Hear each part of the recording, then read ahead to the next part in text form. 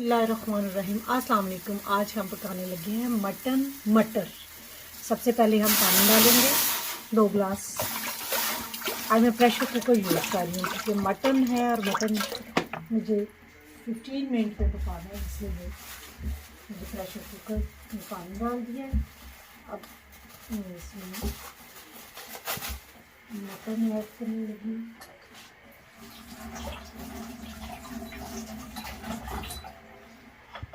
जनाब, ये मटन है, हाफ केजी है।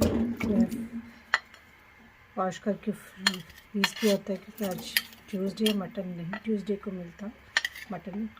ये मैंने 1 अदद लहसुन की डाल दिए छील के, और ये 3 टमाटर हैं वो ऐड कर दिए हैं। 1 प्याज इसमें ऐड कर दूँगी और अब मैं इसे 15 मिनट के लिए सिर्फ प्रेशर को बंद कर देंगे।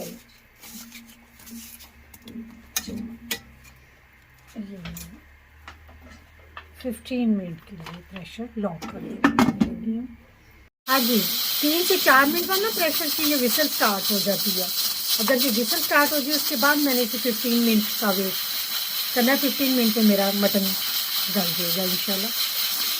15 मिनट के बाद मटन मेरा गल चुका है। अब मैं इसमें कुकिंग ऑयल यूज़ करूँगी हस्बे ज़ायका, जिस तरह पसंद करते हैं, कम पसंद करते हैं कम डालें, ज़्यादा डालें। अब इसमें मसाला जात ऐड कर दी हूँ।